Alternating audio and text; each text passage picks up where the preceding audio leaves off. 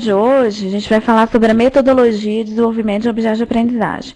Onde que essa metodologia fazer com que o aluno entenda o que é um objeto de aprendizagem, fazer com que ele consiga buscar um objeto de aprendizagem e reutilizar esse objeto na sala de aula, tá?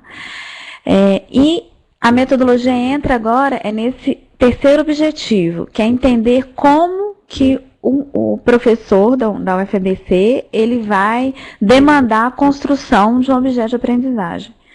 Para ele entender como que ele vai fazer isso, a gente vai apresentar para esse professor a nossa metodologia, que tem o nome do nosso grupo de pesquisa, que é a metodologia ITERA. Nossa metodologia, na verdade, ela é um processo de desenvolvimento de objetos de aprendizagem. Um processo para a produção de objetos de aprendizagem ele não pode ser considerado trivial. Por quê? Eu tenho diversos tipos de objetos de aprendizagem. Além disso, essa criação de objetos, ela exige uma equipe multidisciplinar. Eu vou ter equipe técnica, e esses profissionais eles precisam se comunicar. Tá? Então, precisa existir um gerenciamento para esse desenvolvimento. Além disso, a produção de um objeto ele vai envolver um custo, vai envolver um tempo, ele vai envolver um escopo. Então, é necessário um gerenciamento. Essa produção ela vai ser realizada no ambiente acadêmico. E o demandante do objeto de aprendizagem, que é o professor, nem sempre está disponível 100% para acompanhar esse processo. Então, é por isso que é necessário que existam papéis bem definidos dentro desse processo de produção de objetos de aprendizagem e exista uma gestão. E existem também alguns processos, poucos processos específicos para produção de objetos de aprendizagem que também apresentam algumas falhas. Então, por isso que houve a necessidade de iniciar um novo processo, que é esse processo ITERA. Esse processo, ele possui 3 principais componentes. O primeiro são os papéis, o segundo são as etapas e o terceiro são os artefatos. O que são os papéis? Os papéis, eles descrevem o comportamento das pessoas diante do processo. Na nossa metodologia, quais são os papéis existentes? Então, primeiro, eu preciso de ter coordenador ou coordenadores. O coordenador ele é responsável por fazer a metodologia, por garantir que o nosso processo ele vai ser executado, exercido com sucesso. A gente tem no nosso processo ITERA, a gente tem o analista, a gente tem o designer pedagógico, que é responsável por todo o planejamento pedagógico. A gente vai ter um papel muito importante, que é o do testador, que vai testar o nosso objeto de aprendizagem, vai avaliar se a qualidade dele está adequada. A gente vai ter o demandante, sempre vai ser um professor, que é o responsável por conceber a ideia do processo. Nós temos um conteudista, que é o responsável pelo conteúdo. E eu vou ter também a equipe de desenvolvimento. Essa equipe de desenvolvimento, ela é uma equipe técnica, vai variar de acordo com o tipo de objeto. Toda essa equipe vai precisar se comunicar. Também, um outro componente do nosso processo são os artefatos, tá? Os artefatos, pessoal, são os produtos resultantes de algum trabalho que essa equipe realizou. E eu tenho as etapas no meu processo. Eu vou ter a etapa de contextualização, requisitos, arquitetura, desenvolvimento, teste e validação, disponibilização e avaliação. Então, para concluir, tá? Então eu tenho a etapa de contexto, aí eu passo para disponibilização, para requisitos, arquitetura, desenvolvimento, teste, validação e disponibilização. E depois eu venho para a etapa de avaliação. E no final eu preciso de avaliar os meus objetos. Então a primeira etapa do nosso processo é a contextualização. O objetivo dessa etapa é entender com o professor, tá?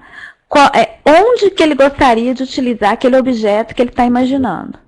tá? Em qual contexto que ele vai utilizar, em qual cenário que ele vai utilizar. Para entender isso do professor, então assim, uma dificuldade que a gente tem quando a gente quer desenvolver um objeto de aprendizagem é entender o que o professor está querendo. Então, na nossa metodologia, a gente vai fornecer um artefato que vai nos auxiliar a esse entendimento, que é entender o que o professor quer e fazer com que o professor entenda o que ele está querendo. Eu vou apresentar, toda a nossa etapa, eu vou apresentar como o que eu tenho de entrada, o que eu tenho de técnicas e o que eu tenho de saídas. Exemplo de um guia, tá, de coleta de contextualização, ou seja, de um artefato. Então, por exemplo, eu chego para o professor e pergunto para ele, você já tem ideia de qual tipo de OA que você quer desenvolver? Então, ele vai falar assim, olha, pode ser que ele já tenha essa ideia, né? E se ele não tem, pode ser o momento dele definir. Aí ele vai falar assim, olha, eu quero uma animação. Ou, por exemplo, eu quero um vídeo. Aí a gente pergunta para o professor, olha, qual disciplina que você deseja utilizar o seu objeto de aprendizagem?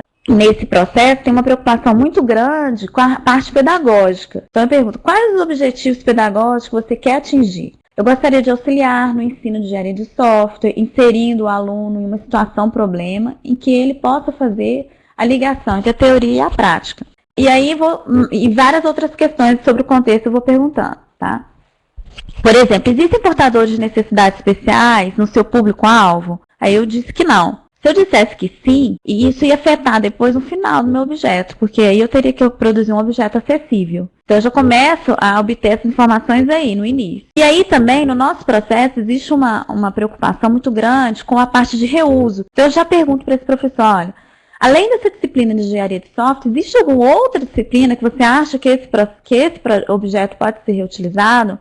Aí ele para e pensa e fala, você sabe que tem? Eu não tinha pensado nisso, mas eu posso aproveitar esse objeto em banco de dados, porque é uma coisa que tem muito a ver com a outra. Tá? Então, eu começo a preocupar com o reuso, que é a principal característica de objeto de aprendizagem. E aí, outras questões vão sendo respondidas. Pergunta para o professor se ele consegue imaginar um cenário de uso do objeto dele. Ele vai parar e pensar, se ele souber, tá, pessoal? Nem sempre o professor sabe disso. Então, eu pego e falo assim, olha, eu imagino que o meu objeto, eu vou disponibilizar ele para os alunos, eu vou disponibilizar isso no TDIA, ou seja, é uma atividade que eu posso aplicar à distância. Em cima dessa atividade, vou passar outras para ele, para avaliar se ele aprendeu, para ver se ele realmente entendeu o contexto, para destacar os próximos pontos. E aí aqui eu fui mais específica, eu falei assim, eu quero pedir para o aluno faça uma modelagem UML em cima do objeto. Então eu já fui além.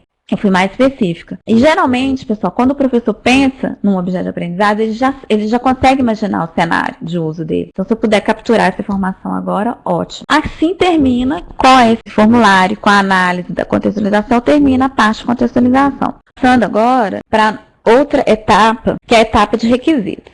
Então, é importante dizer que, à medida que as etapas vão avançando, o professor precisa definir, tá? E definindo melhor a cada etapa a sua ideia. Porque se ele não definir alguns aspectos, a gente não vai conseguir terminar esse objeto nunca. Tá? Então, a metodologia é exatamente auxiliar o professor a essa definição.